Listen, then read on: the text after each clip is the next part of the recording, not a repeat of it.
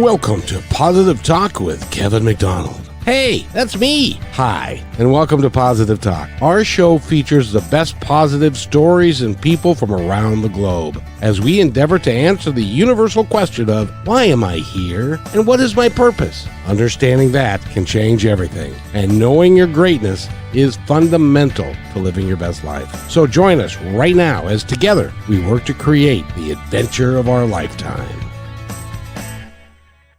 And welcome to the show, everybody. My name is Kevin McDonald, and you're listening to Positive Talk. And we've got a great guest for you today. I know. I say that every time, but I honestly mean it because all the guests that I have come to me from a myriad of wonderful sources and places. And this particular lady, she is an author. I'm going to use your full name one time because that is the title of your books, and it's your name is Mary Frances Fisher, but from now on I'm just going to call you Mary Frances. So thank you. And I really appreciate you being here. You are an author of note. You've got a couple of books out, you've got a third one coming, and you've also written a lot of short stories and some have been acclaimed. And we were just talking, and you said you write from your heart. And I think that is absolutely the best place to write from. So welcome to the show. Thank you. Pleasure to be here. It's great to have someone like you you're also interested in history. Oh, yeah. Talking about your family from way back when and what happened to them through time. And they were in the trades. They were caught up in the McCarthy era, which we're going to talk about a little bit, because I think there are a lot of people wandering around these days, because McCarthy happened before my time. It was in the 50s. Correct. But I think there are a lot of people 70 years later who have no earthly idea what all that hubbub was about. And we are now getting some of that hubbub back. And you know what they say, if you don't understand history, you're doomed to repeat it. So maybe we can shed a little bit of light on that, and also some of your other works and what you do. So Mary Frances, welcome to the show. How are you? Thank you. I am doing spectacular. See, that's why you're here, because you're doing spectacular. That's exactly right. Well, I'm so glad to meet you, and it's nice to have you on the show. How long have you been writing? I know you've done a screenplay, you've written short works, you've written a couple of novels. When did you get the bug to start writing? Well, it started in 2008 when my mother died. I had tremendous, grief. I developed anorexia. I went down to 95 pounds. Holy mackerel.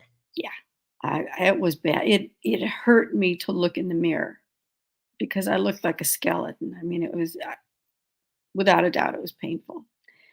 So I knew that I had to get a grip on my life and focus on something positive.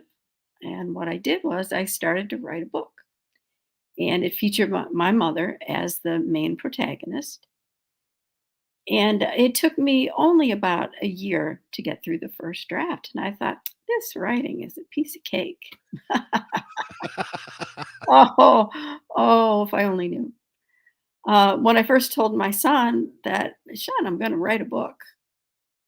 And he stopped and he said, that's going to take several months. I said, no, Sean, it's going to take several years. It actually took 13 years. And if I had known that at the time, I might not have pursued it. But anyways, after I got this first draft done, something wasn't right. And there were parts of the book that I loved and parts that didn't feel like it belonged. So I gave my son a couple of chapters. He's in theater and he knows all about plays and, characters. So he's in tune to that world.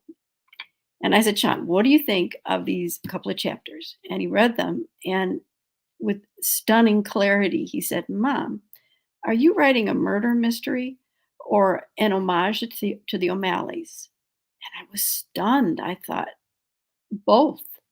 And my one book was actually two books in one. So the first thing I had to do was completely separate the two books. And then I had to decide which one am I going to complete first. So I thought, well, I think a murder mystery as a first time novelist would probably have a greater appeal. So I completed my first book, which was called Paradox Forged in Blood.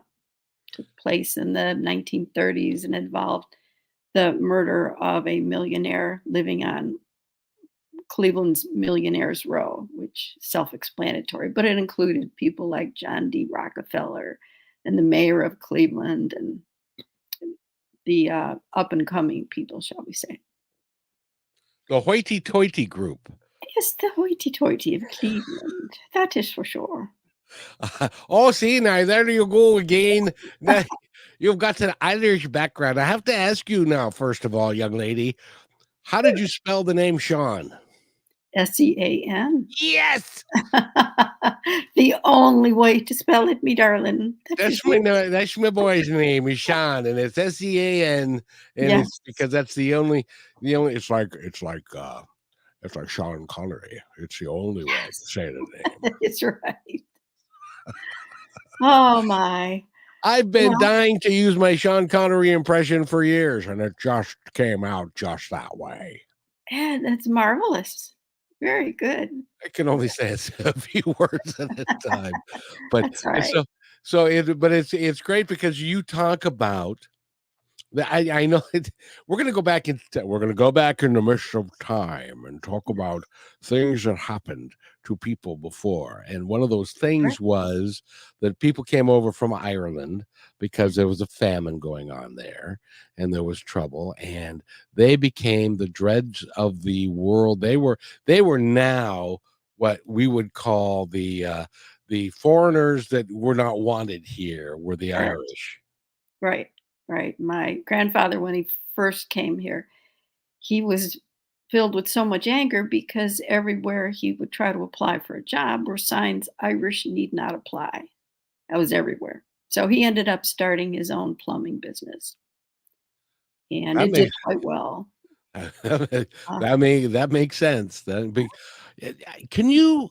I know in all the research and talking with your family members, it is mhm, beyond me why they decided to pick on the Irish. I know at times they picked on the Chinese, they picked on the Germans, they picked on the Irish, right. now they're picking on Spanish or immigrants from down south and stuff. So, but why the Mhm. Irish? Do you have any idea?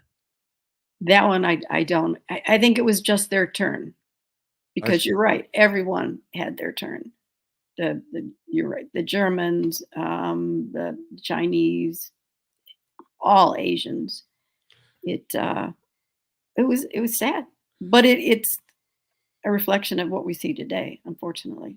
Well, it's really interesting to me because even the people that are now complaining about immigrants from today were Mhm. immigrants maybe a generation, maybe 2 generations ago, and they're like, "Oh, no, that was different then. This is now, that was then, and we were welcomed then because we're better than them are now," and it just doesn't make any sense to me. Well, do you know why they were although they were, um, not welcome, they were encouraged to come here because the titans of industry had developed so far in advance all these wonderful, machines and industrial shortcuts, but they needed people to work them. And a lot of the jobs were jobs that the hoity-toity, shall we say, I hate to say that, didn't It's want true. any part of. So they welcomed immigrants. They said, "Okay, you can handle this. You know, you can work in the steam factories. You can work in out in the fields picking. I don't want to say picking cotton. That does. Well, Yes, picking fruit and thank vegetables, you. and Thank you. the interesting thing about that is, um, That when I put my foot in my mouth. no, that's quite all right because Um, that was another segment of our population that was picked on at an earlier time. correct. The but it's interesting to me because somebody will say, "Well, you know what? Those Hispanics are taking all our jobs," And it's like, okay, well, I got an idea for you. Would you like to go pick oranges? Or would you like to go pick banana or vegetables or tomatoes and stuff? Would you like to have that job? Bend over at the waist all day long, picking up stuff. It's like, oh no, I wouldn't do that. Not for $1 million. Well, somebody's got to do it, or we ain't going to eat. That's right. People overlook that fact. That's a The lot of jobs people. they don't want to do are what immigrants are willing to do. I'm grateful for, but And it's I've got all some great Mexican workers that I've used in my professional life that were not only were they better workers than the kids that I could hire that are teenagers in America, like a dishwashers in a restaurant, and they actually took pride in the job that they did. And I even had them say, I had one guy that was working for me, and he comes in with a friend of his, and he says, "Senor, I'm going to Mexico for 3 months to see my family," because what he was doing was working two jobs and sending one paycheck back to help his family live. Mhm. And he said, "By the way, this is Jose. He's going to take my job for me while I'm gone." So he trained Jose in my restaurant, and Jose turned out to be a great employee. So when the other guy came back, I kept him too because they were the. But that's what a lot of people don't understand. If they get to know these people, they're wonderful human beings. I agree 1,000,000%. I You do. know, and coming from Ireland in those days, it wasn't pretty. So No, anyway, I digress. So congratulations on thank you. that's an interesting title, Paradox Forged in Blood. Now that would be Yeah. a murder mystery, wouldn't it? Oh, yes, definitely. That's a murder in 1939 of a very wealthy Cleveland businessman who lived on Millionaires Row, which sort of still exists today. They were the homes of Rockefeller and the mayor and other up and coming people, the wealthy. See, I didn't know Rockefeller lived in Cleveland of all places. Mhm. I figured he'd like to have Rockefeller Tower in downtown Manhattan. No, wait a minute, that's Trump. Never mind, forget that. Um, There, wa- there was a Rockefeller, well, there still is, I guess, a Rockefeller building in downtown Cleveland. oh And yeah. actually, it at in the 1860s, when Lincoln was president, he slept there. So at that time, right now, it's of course different businesses. It's a business building, But in but back those then, yeah. apparently, it was a hotel. And a very nice one to boot because the president of the United States stayed there. Correct. That is absolutely correct. Yes, indeed. And the very top floor of the building is filled with all kinds. I would love to get up there. All kinds of archival pictures and things that are stored away from way back when. But anyways, I digress. I'm sorry. No, no, no. The thing is, we don't in this country. I don't think this is an editorial opinion, but I don't think we talk enough about history, about what actually went on in the 20s and the 30s and the 40s and the 50s and Okay. the march to freedom for women, freedom for a myriad of folks, for African Americans and stuff. We don't talk about enough about what this country was actually like. And so it's really cool to talk to somebody who is written about history to a great degree. Well, I was very fortunate that, well, my parents and aunts and uncles lived into their 90s. Well, except for my mother. She died when she was 88, but that's close enough. She was just a kid when she passed away. I know. It was like, "Aw, come on. You're not the oldest. Why did you have to go first?" Which is probably a terrible thing to say. I take it back immediately. Oh, jeez. Oh, my cousins are gonna love me for that one. Oh, well, Oh, well, it you is know, what at one point in time, the difference between 88 and 90 is inconsequential. correct, correct. So they were a great source of stories. Plus, I was the youngest of 4 children, so I was at home the longest, and I listened to all their stories of what life was like growing up, and I internalized them. And I didn't realize it until I started writing this book. And I thought, oh, I remember this story. I remember this. When I was writing let's go back a little bit. The very time that I started to write, it only took me a year to write the first draft. Now, I know I had mentioned this to you before, but I assume we were not on the air. Is that Not yet, correct? probably. So go ahead and re-mention Okay. it. All right. And it took me only a year. And I thought to myself, "Hey, gosh, this is really easy. I could just pump up books year after year." But something didn't ring right.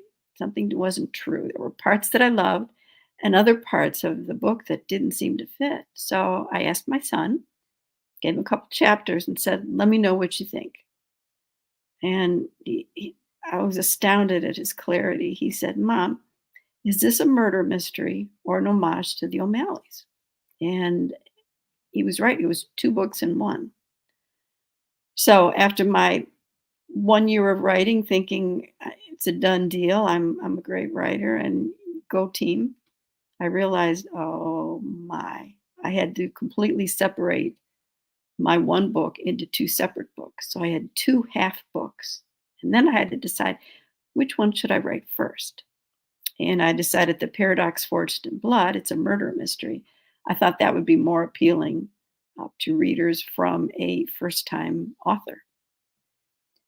And then when that book came out in 2016, then I decided to tackle the second book, which is the current one, Growing Up O'Malley. It was just published in October of 23. But all told, 13 years, that's a long time. It never occurred to me, especially after doing that victory lap after 1 year, yay, I'm a writer. No, I'm not. No, it would take a little bit longer. Well, you pick it up, you put it down, you get tired with it, and then you get enthusiastic about it, Right? and Well, especially if somebody writes from the heart, yeah, you have to wait until your feelings are right and you're motivated to do it, I would think. Is that correct? that is 100% correct. I write in a way, and I've gotten feedback from the different reviews on Amazon, and thank God the point came across that I want to draw in the reader so they feel like they identify with the characters, they know the story, and it's written in a way that explains the importance of love, laughter, humility, and family unity. And those a lot of those are missing, unfortunately, in today's society, which is very sad. It is indeed, and the interesting thing is about what the way that you write is that your characters are very three-dimensional, and Yeah. so they're very real rather than like even I'm willing to bet that even the murderer had a decent side to him at one point in time. He did, and we'll leave it at that, but fingers crossed, to this day, no one has guessed the murderer. That's a gold star for me. Yay, go team. Well, that's good writing right there. Yes, yes, and they even said, when I look back, there were plenty of clues, and I missed them all. I didn't put them all together. And in the background, I'm saying, "Yes, I did You're something right." You've accomplished your mission. You've accomplished your mission. Well, Yes, when you in your earlier days before you were a writer, what were you up to? I know you were a nurse at one yes. point in time. Oh my, I probably be shorter to say what I didn't do. Yes, I was a nurse. I worked at the Cleveland Clinic on the VIP ward. And actually, there's kind of a funny story with that. On the VIP ward, we got kings and queens and famous actors and from all over the globe. So it was a fascinating ward to work on. Boy, Yeah, I got there was actually in a hospital in Cleveland something called the VIP ward. yeah. And Is when they assigned me to that, I went up and I said, "What kind of disease is VIP?" I'm trying to think. Let's see, placebo, placenta. I thought, what is it? See, now that's gonna be your 3rd book because you're going to explain why we have got this fascination with celebrity and Yeah.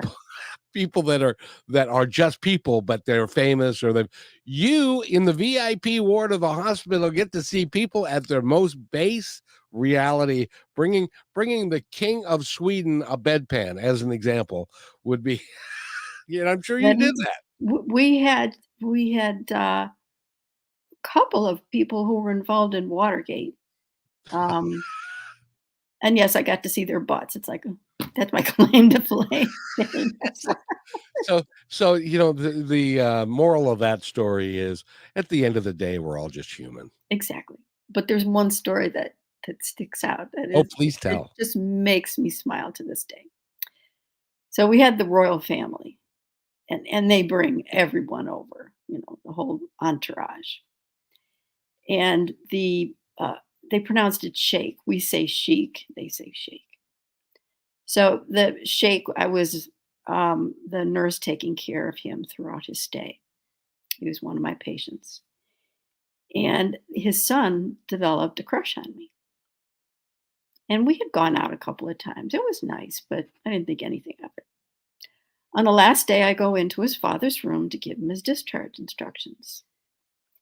And the son looks at me in front of his father and says, "I have a question for you." And I thought, sure. I'm thinking, it's a question about medications, activity, whatever.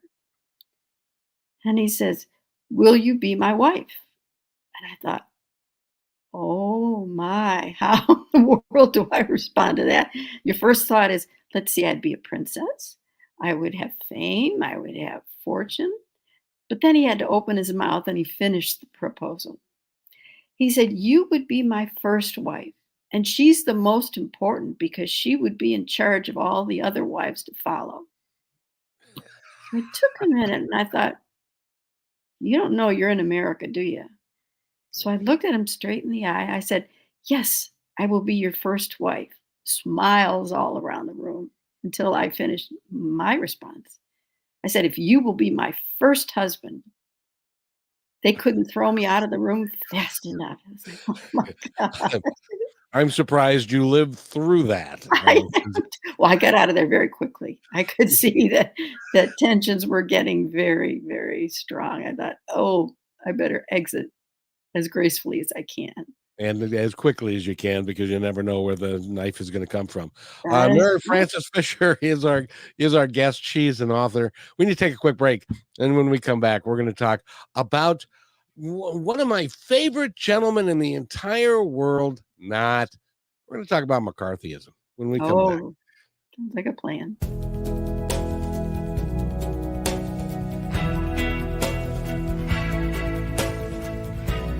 They have your eyes. They have your ears. They have your smile. Now all they need is a little more of your time. Make a difference in your child's life, because anyone can be a father. It takes time to be a dad.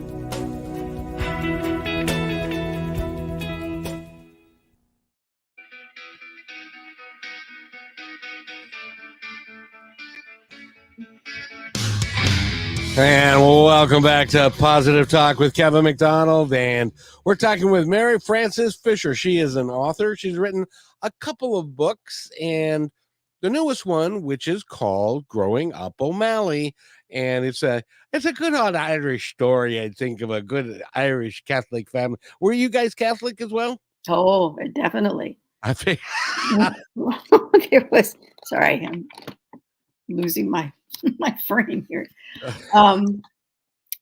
Definitely, that was one of the reasons, one of the two reasons that they immigrated from Ireland to America. It wasn't just poverty; it was religious persecution. The pastor, the Catholic, pastor of their local church, told them, "You are forbidden to go to any schools because they're Protestant schools. They didn't have Catholic schools."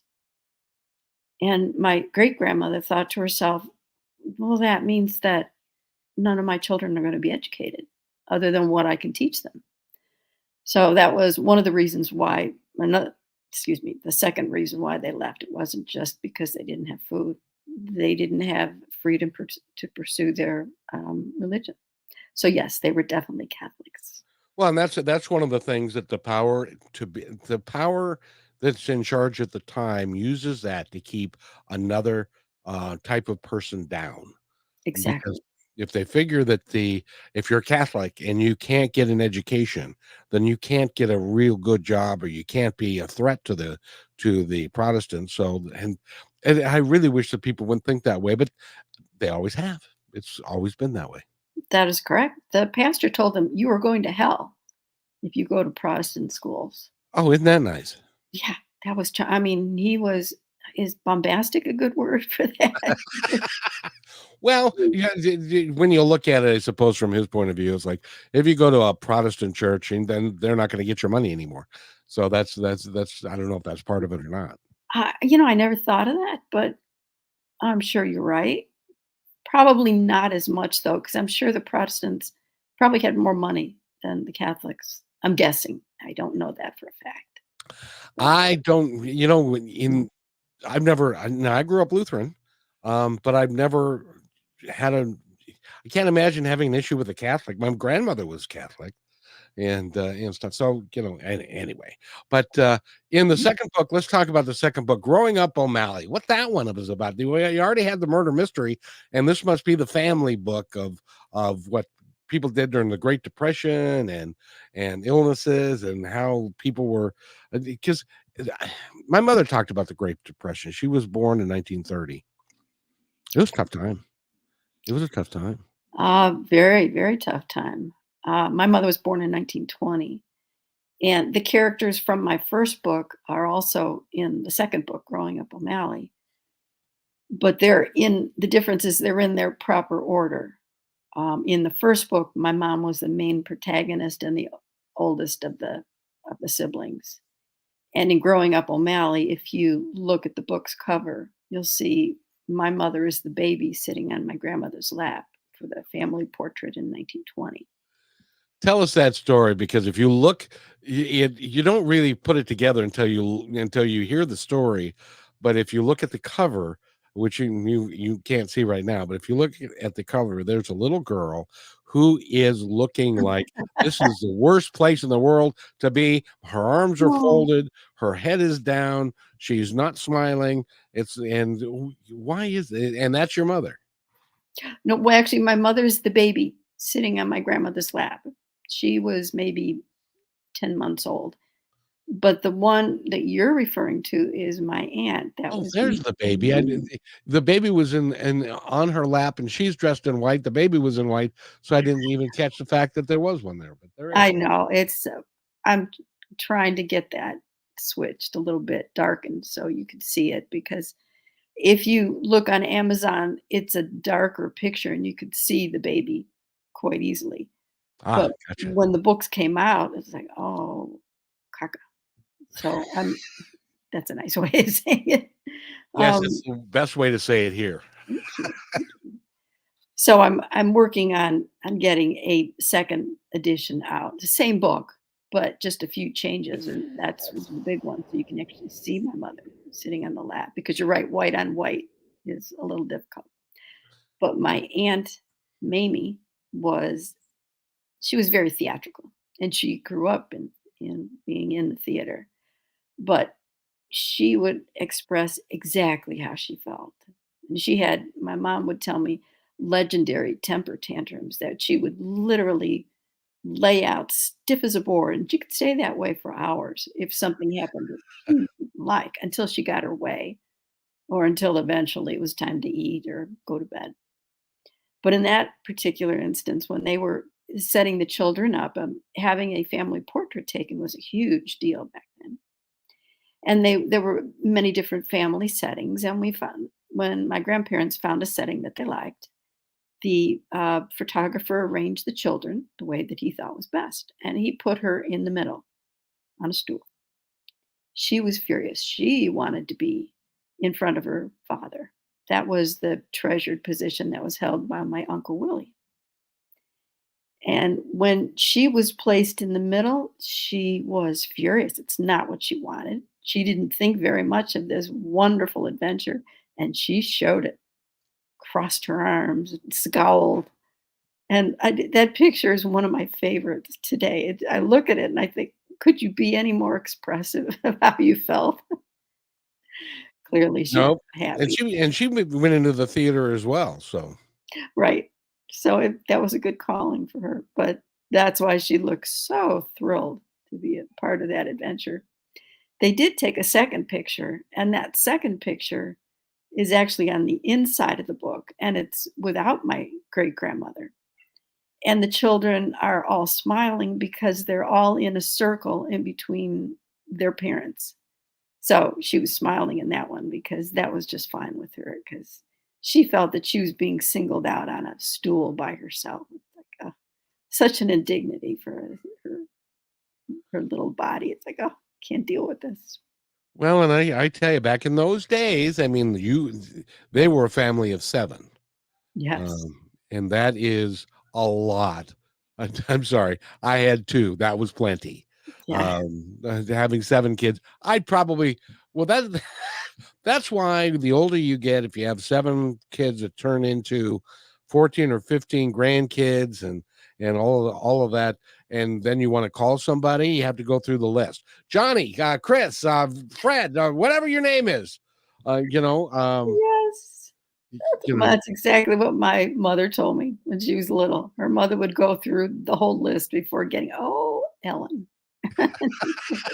By the time and the littler you are when you're farther down the list, it takes longer to get through all the list. That is And correct. That is absolutely correct. Took uh, quite a while. and growing up an Irish family. Well, I need to take a quick station break, but when we come back from this, growing up in an Irish family must have been at times a real Adventure. joke fest because Oh, they have incredible senses of humor and they're also a very kind, loving people, or so I can tell. You'll tell us when we come back from this break. You're listening to Positive Talk right here on the Brushwood Media Network. You're listening to Brushwood Media Network, the best in syndicated talk, news, and entertainment shows. As you go about your daily life, look closer. As you gather with family and friends who love and support you, look closer. There are youth right in your community who don't have the home, warmth, and healing you have. So look closer. Every year across America, a staggering 4.2 million youth are homeless or trafficked. And for 50 years, Covenant House has worked relentlessly to keep them safe and protected. Tonight, 2,000 young people will sleep safely in a Covenant House bed. And tomorrow, they will wake up surrounded by love. They get clean clothes, hot meals, medical care, and a safe place to sleep. 24 hours a day, 7 days a week. In sites across America to help them fulfill the great promise of their lives. So look closer at Covenant House. To help or get help, go to covenanthouse.org. And welcome back to Positive Talk with Kevin McDonald. Yes, indeed. We're interviewing the great Mary Frances Fisher. She's a Catholic Irish girl from way back when. She's even got the red hair. I just love that. And she's an author. She's got a couple of books, and the book that we're talking about right at this moment is called Growing Up O'Malley. And she's got my undying love because she named one of her children Sean, Sean. The only way to spell that particular name. It's Gaelic, and that's the way it is. So, Mary, it's great to have you here again. thank you. It's wonderful to be here. You grew up in a large Catholic family. What's that like? Well, I would say that my grandparents had their hands full. They had 7 rambunctious, wonderful children, very creative, and they were obedient and kind, but they had a side to themselves that just, it'll make you laugh out loud. I can tell you one of my favorite stories. Okay.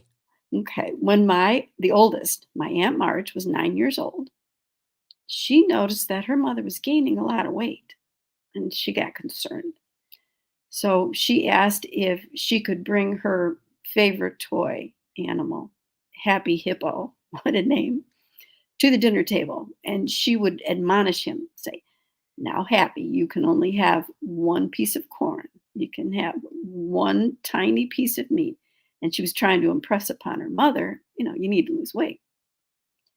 Well, as time went on, months went by, and her mother was gaining more weight. She got more upset, and she kept up with Happy Hippo. And obviously, it wasn't being very successful until the day that a nurse was called, and her mother was sick, and she was beside herself. And at that time, her father turned up the radio volume to the very loudest, and she thought, Mother's sick, father's going deaf. What am I going to do? And then he said, okay, all you children go outside to play. And she thought, oh, no, this is a trap, excuse me. He doesn't know the rules. The rules are you can't go outside and play until all your work is done. So she thought that he just didn't understand the rules. And she tried to argue with him. He said, today you can go out and you could play. There's one exception, one time. So the kids went out. She was a little conflicted. Being the oldest, she thought she should stand her ground. But going outside and playing sounded like so much fun. So she gave in, and all the kids went out and they had fun until that night they were called back into the house. And they were sitting around the kitchen table. And the nurse comes out and places something on the kitchen table. And they thought, oh, good. It looks like a doll. And the girls were ecstatic. And they thought, oh, we've got a new thing to play with. But then the doll moved. And my aunt said, and she told me this and I'll never forget this, exactly the way she said it. She said, oh, it's a baby. Why she said it that way, I have no idea, but she did. And she said, well, we have to run in and tell Mom the good news that we have a new baby. Well, my grandfather barely made it to the bedroom door and said, your mother knows the surprise. You need not worry. But after that, about a few weeks later, after the mother was, back then they were kept in bed a long time and they were only allowed up just a short period of time. So after a couple weeks passed and the mother was, finally allowed to sit down to dinner. And during this time, of course, the neighbors brought in food to eat. And she finally got up the nerve and she said to her mother, where do babies come from? And my grandmother told her, well, your adorable little sister was close to my heart. And Marge thought, she ate the baby? And so from that point on, every time her mother gained weight, she would run around the house to make sure none of her siblings were being eaten. And of course, they never were. And eventually she settled down. But that was life growing up in the O'Malley household. Oh, and I can only imagine that when you had the 7 kids, Oh, and the 7 kids were there, and it would be a Saturday afternoon, and you guys would decide that you're going to put together a play or do some dancing or do some fun stuff. I'll bet you your Saturday nights at home were a lot of fun. They certainly were. Absolutely. Now, this is my mother's generation, not mine. Yes. Oh, okay. Yeah. I'm sorry. I thought I didn't explain that properly. No. Well, the your mom's generation, which was in the 30s, 20s, 30s, 40s, in those days, they didn't have what we have today. They had maybe a radio, but that was about it. And other than that, you were left to your own devices to come up with your own entertainment. That's how some of them ended up in the theater, I'm willing to bet. That is absolutely true. That's my Aunt Mamie, the one in the picture with her arms folded and a scowl on her face. She loved to make up plays, and she would make her siblings watch. And when she would be at a dramatic moment in her made-up play, she would close her eyes and she'd have her arms outstretched, and she didn't hear anything. And when she'd open her eyes, all her siblings had left the room. And she'd run after them. But I'm not finished yet. I'm not finished. They were grateful to get out of there. But yes, they were definitely left to their own devices. So now your mother came from a large family. Was your family large as well? 4. I was the baby, so there were 3 older siblings, and 4 was a lot growing up. Um, my the parents were middle class. We didn't have a lot, but we didn't realize it. We were rich in love and friends and friendship, and that's all that mattered to us. We didn't care if we had the latest gadgets, and it was immaterial to You know, our. that in a lot of ways is something that we've lost in Yeah. our society today, which is that we tend to be families are smaller, families move around the country. So it's not like in the olden days, olden days, 100 years Mhm. ago, Yeah, which would be in the 20s. correct. You had family that lived close together, and Sunday night it would be a ritual of everybody, bringing a potluck and everybody getting together and stuff like that. And there may be 15, 20 people there, and we don't do that Right. anymore. And that I think No, is we've lost a lot in our society. I couldn't agree with you more. There's a fun story about Sunday evenings that's in the book, and this is going forward in time. When Pearl Harbor was attacked, it was they were several hours ahead of us. Sorry, I'm Yes. terrible on time. Thank you. Just I think I have this mental block when it comes to time zones.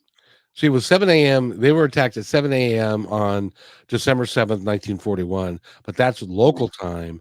And in in our time. Pacific Coast time is 5 hours later than that. And then in Mhm. Cleveland time, it would be a couple hours later than that even. So it was in the Correct. early afternoon of December 7th before word even began to get out. But most people did not find about it out until the next day. Well, that's one of the things that I found absolutely fascinating is the way people found out.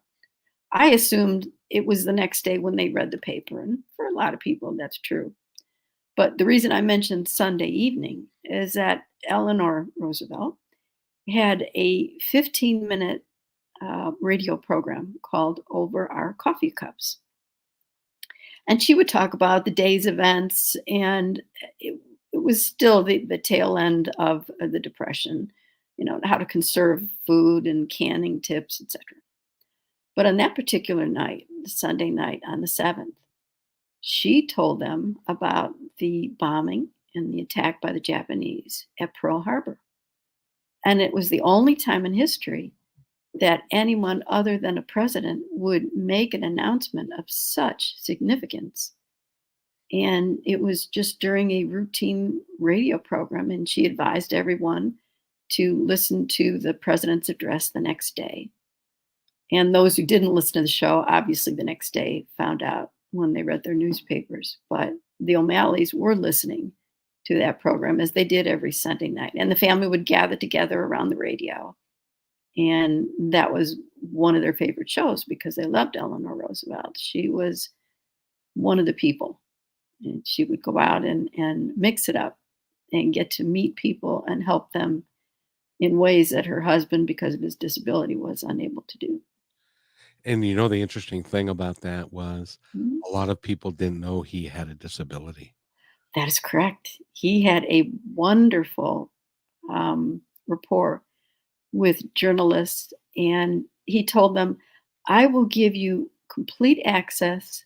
I will be honest in everything that I tell you. I'll give you complete stories, answer all your questions. If you agree not to film or take pictures of me in a wheelchair or having difficulty walking. And they respected that. That was a time when press actually were friendly, shall we say, and not like the paparazzi today who are, I hate to say this, but it's true. A lot of them are just in for cheap shots and cheap thrills, and it's just a shame.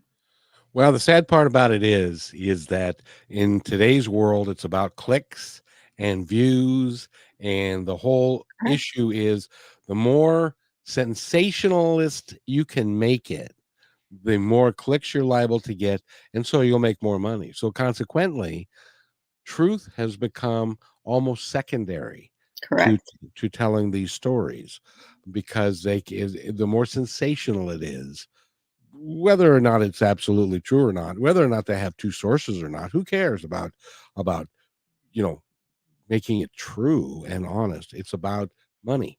And so I suppose it's always been about money, but it's even more so today, and it's a pretty vicious game.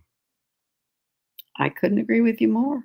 It You're right. A lot of people did not know. Well, there's so many things they didn't know. Well, one obviously was that a lot of people didn't realize their president was a paraplegic.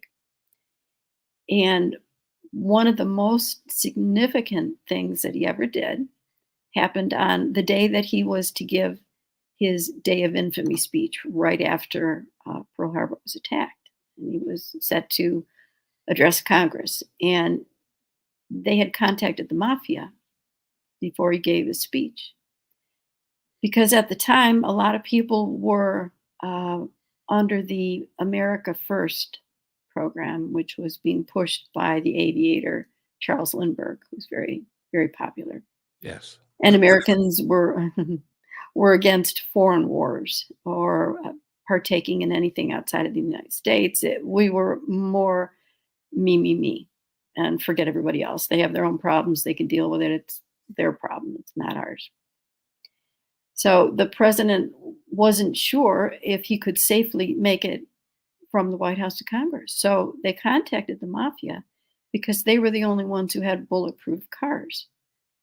And they said, "Can we borrow one of your cars?" And they said, "Well, of course." I mean, they were looking for some positive press because clearly, with all the killings and the mayhem that they created, a positive story was definitely in their best interest. So they agreed to that, and he made it to Congress without any incident. But the most significant part of that day is the fact that there was a long, long hallway to get from the entrance of Congress up to the podium. Right. Now, normally he just would be backstage and he'd just have a couple of steps that he would have to take, and no cameras were allowed. And so people didn't know that he had so much difficulty walking. But on that particular day, he wore braces, which anytime that he stood, he wore braces. And I think they were 40 or 80 pounds for each leg. So they were definitely heavy and difficult. And for him to make that walk, he had a cane in his right arm, and he held his oldest son's arm, and he literally had to swing his hips, from side to side as he navigated that long, long stretch and walk before him. And it was impossible for him to take a misstep or to stumble because he had to show success. He had to show strength. And sweat is pouring down his face as he makes his way up to the podium. And when he gets there, he gets a standing ovation because everyone can see the great strides and the effort that it took and how much pain he was in.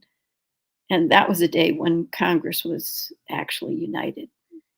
And they were one body, and everyone stood and applauded. And he gave his speech. And what's interesting about the difference between that and today is there were no cameras that took pictures of him or a film that filmed him doing that walk. When he got to the podium, there is film of that, the infamy speech, which was one of the most important speeches ever given by a president at the time. And it's remarkable. I just love talking about history with somebody who knows history and knows what you're talking about. So Mary Frances Fisher is our guest. Go to our website, which is maryfrancesfisher.com. That's odd title. No, very easy. And we need to take a quick break. And I promised you that we would talk about something called McCarthy and McCarthyism. So we're going to do that before we go because it has special relevance to today. And we're going to be right back. You're listening to Positive Talk with Kevin McDonald and our guest, Mary Frances Fisher. And we'll be right back. Thank you. A lifetime of savings can disappear overnight. Millions of dollars are stolen every day from unsuspecting older adults by family members, caregivers, and trusted professionals. If you suspect financial exploitation, call the Elder Care Locator at 1-800-677-1116 or go online to the National Adult Protective Services Association to be connected with help in your area.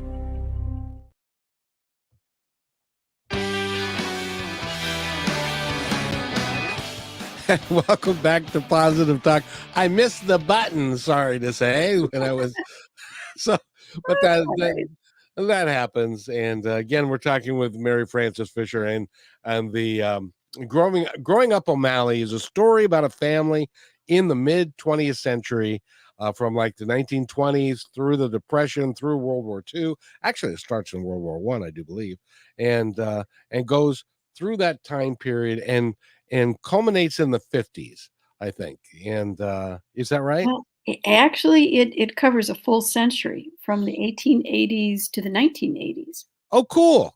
That's even better. That's even better. But I'm focusing on the 50s because there was a guy No, yeah. who was in Congress, Senator and Joseph, pardon me. Joseph McCarthy.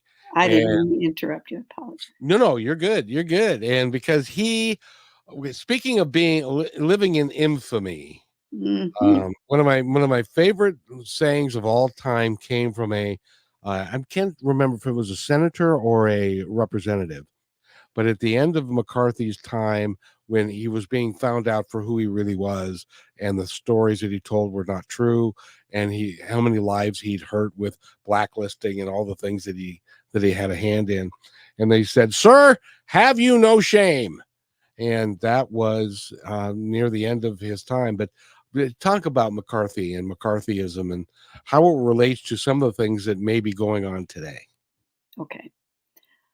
Senator Joseph McCarthy was an absolute stain on government and just basic human decency. He began a campaign against communism and the Cold War.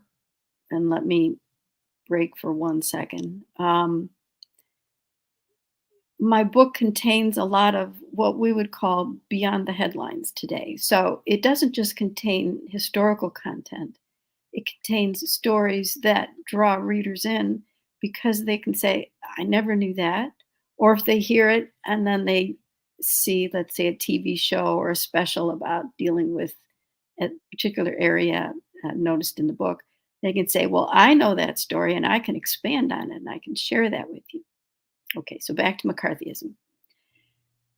Anyone who was in the 20s, 30s, 40s, and in the theater, they were approached because Russians were starving, and they were trying to get fellow thespians to give money to these poor Russians.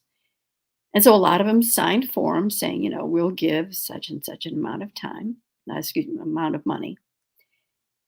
And later on, McCarthy used these forms and called them communists. Well, they weren't communists. They were just trying to help people who were starving. But unfortunately, it was Russia. And Russia at that time was, the big communist part of the Cold War and that we were fighting. And it became ridiculous because he would call people most of them were in the theater industry. And he would not allow them to answer a question. He would say, are you a communist? And they'd start to say no. And he'd show this piece of paper and he'd say, well, you signed this form, so you're definitely a communist.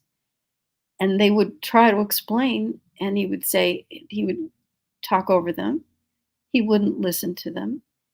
And they ended up being blackballed, some of them for life. And these were famous actors and actresses, screenwriters. And some of them just never, ever were able to resume their careers because they were blacklisted. And when McCarthy, who got this big head because, it was such a success. He was going after all these supposed communists. He decided to attack the army. and to find out if there were communists in the army. And that was the beginning of the end of his big career, because the government very quickly shut that down. They decided, no, we're not going to go that route, and you're done. And he was disgraced. And Yep. never again. He used that same tactic that, have you ever heard that, the expression, are you still beating your wife? There is no right way to answer that question, because if you are still beating your wife and you say yes, or if you say no, you used to beat your wife and you're not beating your wife now, there's no way to win. And that's how he was forming questions for the people that would come before his committee, because he was in Congress. What a great analogy. I never thought of it that way, but that's pretty much what it was. They were guilty. The minute they walked in there, They had no didn't shot. matter. Yeah, they had no shot. They could say, and it didn't matter what they said. It was still, you're guilty, and Right. then it was like contrary to how it's supposed to work, because you're innocent until you're proven guilty. Hmm. In that case, you were guilty by association. Exactly. And then they took you and they blackballed you. And if somebody hired you, then they would get under scrutiny and stuff. And that happened. That ruined many careers, many careers. That's right. But I was astounded to learn that for some of them, it was a lifetime Yeah. that they were banned, not just 10, 15 years, lifetime. Well, And you get a many of them reputation, many of them committed suicide, because no one would take their calls. No one would help them. The career that they had worked so hard to build, it was gone in an instant. It was forever gone.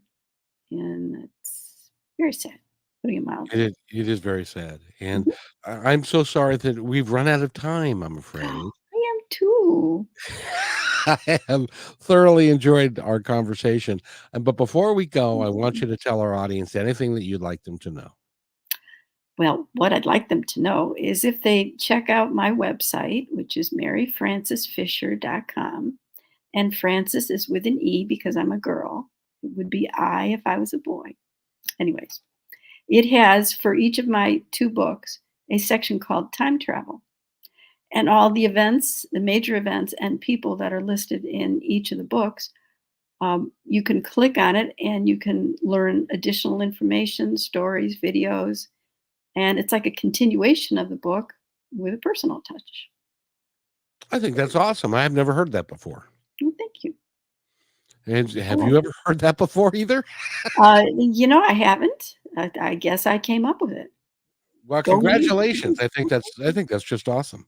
So you can find out more about history than what is in the books. And because oftentimes, history is written by the victor. And oftentimes what actually happened was either whitewashed or was ignored. That the incident in Oklahoma comes to mind, where this town was completely destroyed, but that was never in any history books. But that's a story for another time, because I could talk about that one. But will you come back and talk to me? I love talking history with you. Oh, sure. Anytime you want. I got lots more. Very good. By the way, you've been listening to Positive Talk, and Mary Frances Fisher has been our guest. Go to our website, which is maryfrancesfisher.com. And again, thank you, lovely lady. I appreciate you being here. Thank you so much. It's been a joy. Stay right there. Thanks for listening to this episode of Positive Talk with Kevin McDonald. Our purpose is to provide everyone with a positive, entertaining, and educational experience. I would love your feedback and comments about the show, including possible topics and great guest suggestions. Please email me at kevin@kmmedia.pro. And remember, be kind to one another, because each other's all we've got. That's Kevin@kmmedia.pro.